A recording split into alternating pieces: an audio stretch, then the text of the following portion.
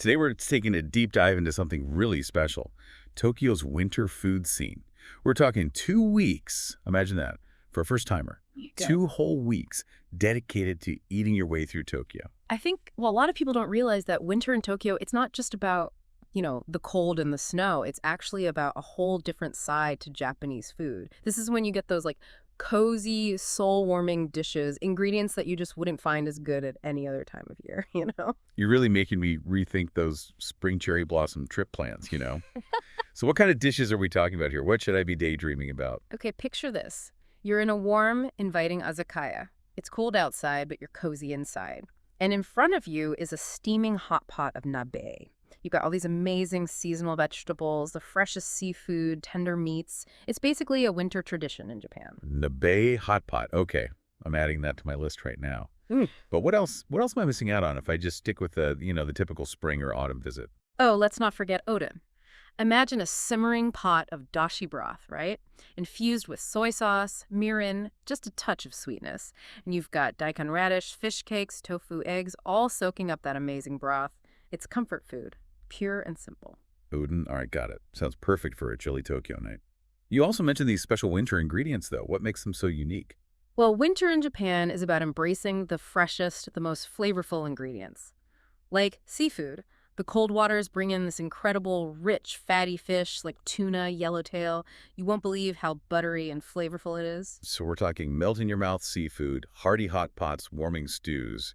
You've convinced me winter in Tokyo is definitely a food lover's paradise. Yeah. But 2 weeks? That's not a lot of time. How do we even start tackling this? All right, let's map out your first week focusing on some iconic districts that'll give you a taste of Tokyo's incredible diversity. We'll start in Shibuya. That's the energetic heart of Tokyo, famous for its scramble crossing, all the trendy vibes. Shibuya. Okay. I'm not just there for the sights, though. I'm there to eat. What should I be looking for in Shibuya? Shibuya is a ramen lover's dream. There are just countless ramen shops, each with their own unique broths, their own noodle styles, toppings. I mean, you could spend a whole day just exploring all the varieties.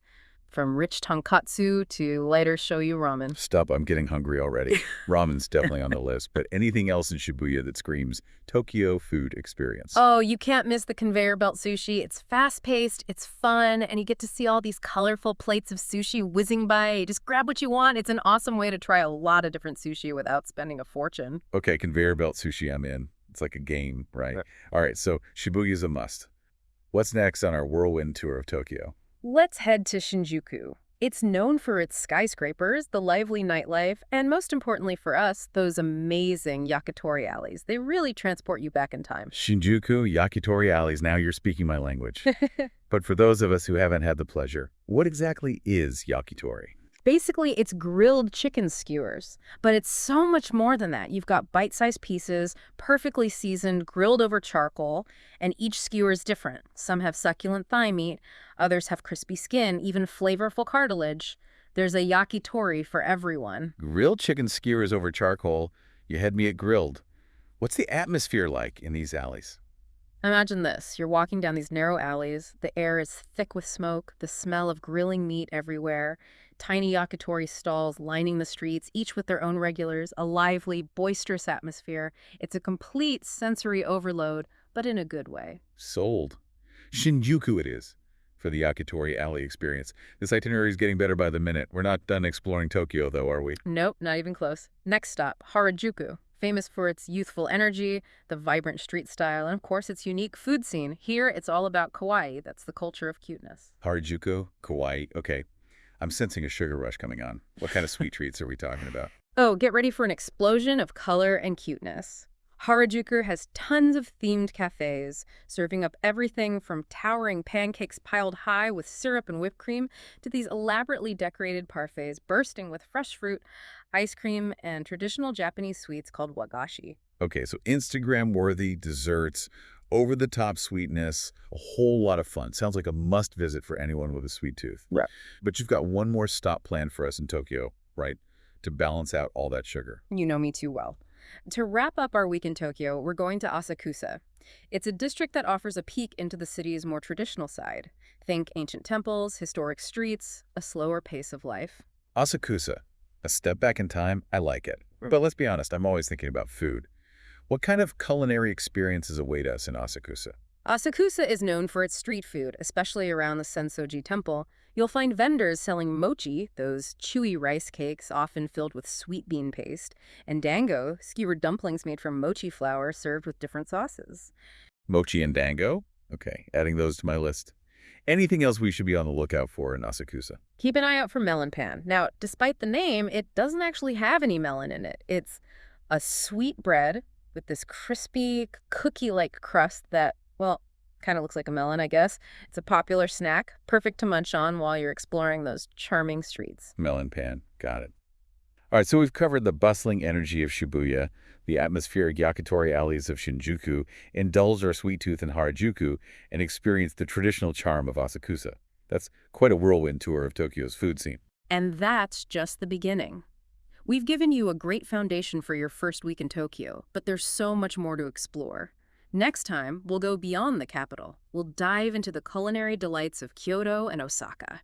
Get ready for some unforgettable food experiences. Welcome back to our Tokyo food adventure. Last time we really dove into those vibrant Tokyo districts, from Shibuya's ramen havens to the yakitori alleys of Shinjuku. Those were amazing. Now, get ready to broaden those culinary horizons because we're going beyond the capital to two iconic cities, Kyoto and Osaka, each with their own distinct flavors and traditions. Kyoto and Osaka, two cities that have always been on my travel bucket list. I can already picture myself wandering through those ancient temples, those bustling markets, just soaking up the history and, of course, all that incredible regional cuisine. You're in for a real treat. Kyoto, the ancient capital, is steeped in tradition. It's famous for exquisite cuisine, a refined tea culture, those breathtaking temples and gardens. It sounds like a feast for both the senses and the soul. But with limited time, what culinary experiences should we really prioritize in Kyoto? Let's kick things off with a visit to the iconic Fushimi Inari Shrine. Imagine thousands of vibrant orange torii gates winding their way up a wooded hillside. It's truly magical. And while you're there, you absolutely have to try some Inari sushi. It's seasoned rice tucked inside these sweet and savory fried tofu pockets. And they're believed to bring good luck. Minari sushi at Fushimi Inari Shrine, that's a perfect blend of culture and cuisine. Yeah. But I'm sure Kyoto's culinary scene goes beyond just one dish and location, right? Oh, absolutely. No trip to Kyoto is complete without experiencing Nishiki Market. It's this bustling network of narrow streets just overflowing with culinary treasures, fresh seafood, colorful produce, pickled vegetables, handcrafted sweets, you name it. Nishiki Market sounds incredible, a sensory overload in the best possible way. I can almost smell those enticing aromas and see all those vibrant colors. And you can't forget about Kyoto's renowned matcha. It's woven into so many treats there. Delicate matcha mochi, creamy matcha lattes, even traditional wagashi, those exquisite Japanese sweets often served with tea. You'll be amazed by the artistry and subtle flavors. Matcha, mochi, wagashi, you're making my mouth water. Okay, I'm convinced. Kyoto is a must for any food lover. But now, let's shift gears and head to Osaka, a city known for its lively street food scene, that down-to-earth charm, and the warmth of its people. Get ready for a culinary adventure unlike any other. Dotonbori, Osaka's vibrant entertainment district, is where it all happens. Dazzling neon lights, larger-than-life billboards, a constant stream of people, all eager to try the city's iconic street food. Dotonbori sounds electric, but with so many options, where do we even begin? What dishes should top our Osaka food bucket list? You absolutely cannot visit Osaka without trying takoyaki. These are bite-sized octopus balls cooked in special pans, then they drizzle them with these savory sauces and dancing bonito flakes. It's a true Osaka staple. Takoyaki, got it. Those little octopus balls definitely sound intriguing. What else should we be on the lookout for in Dotonbori? Another must-try is okonomiyaki. Some people call it Japanese pizza. It's this savory pancake made with shredded cabbage, batter, your choice of toppings.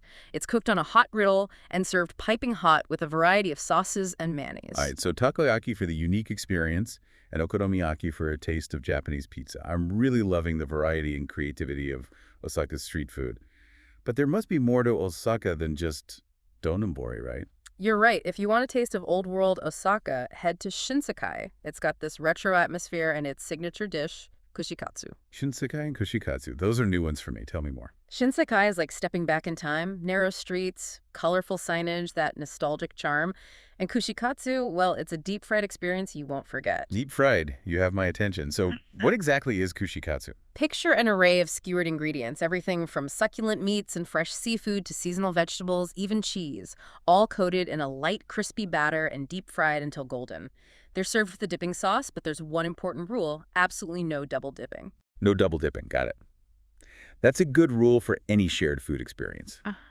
Kushikatsu in Shinsekai. All right, another culinary adventure for our Osaka itinerary. I'm starting to think that 2 weeks in Japan just might not be enough to experience all the amazing food this country has to offer. You're catching on. But that's the beauty of travel. There's always something new to discover, another flavor to savor. With the right mindset and a little planning, you can make the most of your time and create a truly unforgettable food journey. You're absolutely right. It's all about embracing the experience, being open to new flavors and new traditions. I'm feeling inspired and ready to dive headfirst into those culinary wonders of Kyoto and Osaka. But I have a feeling we're not done yet, are we? Not quite. In our final segment, we'll give you those essential tips and tricks to navigate Japan's unique cultural landscape. From transportation and language to etiquette and customs, we'll make sure you're fully prepared to embark on this extraordinary food adventure. Sounds like the perfect way to wrap up our deep dive into Tokyo's winter food scene. I'm ready to soak up all your wisdom and make sure I can experience Japan to the fullest. All right, welcome back, fellow food adventurers. We've journeyed through Tokyo's bustling streets, from Shibuya's ramen havens to the traditional charm of Asakusa, and even explored the culinary delights of Kyoto and Osaka. But now, it's time to equip you with the essential tools you need to navigate Japan's unique cultural landscape and truly make the most of your winter food adventure. Yeah, we've talked a lot about the what and the where, but let's get down to the how. How to get around efficiently, how to, navigate the language barrier a little bit, and how to really embrace the customs and etiquette that make Japan so special. So we're talking about those practical tips and tricks to make sure our trip goes smoothly. I'm all ears. Okay, let's start with transportation. Tokyo's public transportation, especially the subway, is known for being incredibly efficient and user-friendly. I'd highly recommend getting a prepaid IC card, something like a Suica or a Pasmo card. You load it with money, and you can use it for trains, buses, even some vending machines. IC card. Okay, noted. That sounds way less stressful than fumbling with coins and trying to figure out those fare machines. Exactly. It simplifies everything. Just tap in, tap out, and no need to worry about calculating fares. That'll free up your mind to focus on more important things, like, finding that perfect bowl of ramen.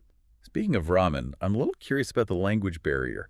I know a few basic phrases like hello and thank you, but how do we navigate ordering food, asking for directions, those everyday interactions that can sometimes be a little tricky in a foreign language?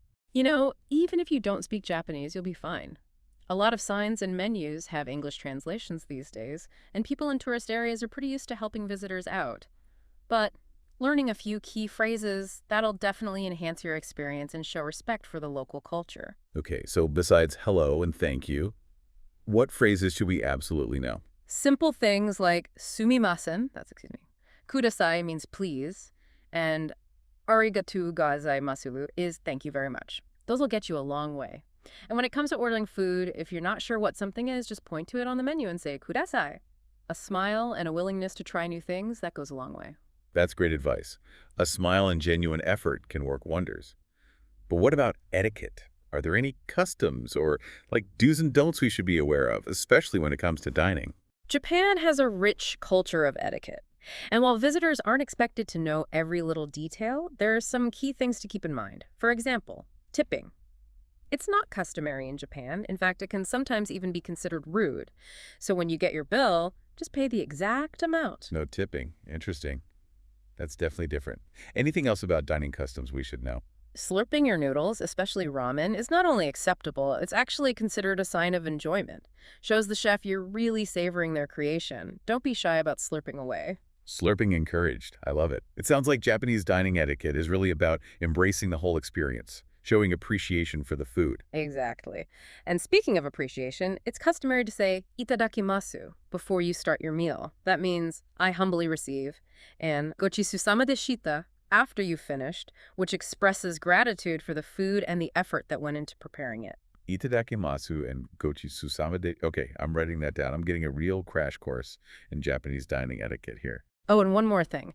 When you enter restaurants or temples, it's customary to remove your shoes. You'll usually find a designated area near the entrance to leave them. Removing shoes? Okay. Makes sense. Sign of respect and cleanliness. Exactly. And, while we're talking about respect, just be mindful of noise levels, especially on public transport. Loud phone conversations, those kinds of things are generally frowned upon. It's about being considerate of others and keeping that sense of harmony. Consideration and harmony. Values I can definitely get behind. Japanese etiquette really emphasizes creating a peaceful and respectful environment for everyone. You got it. So with all that in mind, I think we've equipped you with the knowledge and the tools to embark on your very own winter food adventure in Tokyo. Wow, we've covered a lot of ground today. Must-try dishes, those hidden culinary gems, practical tips, even cultural insights. It's like I've already taken a virtual trip through Tokyo's winter food scene. Don't forget, the most important ingredient in any travel experience is that open mind and a sense of adventure.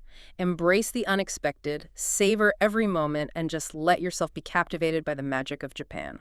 Couldn't have said it better myself. To our listeners, we hope this deep dive has inspired you to explore the culinary wonders of Tokyo this winter. Pack your appetite, your curiosity, your sense of adventure, and get ready for an unforgettable journey.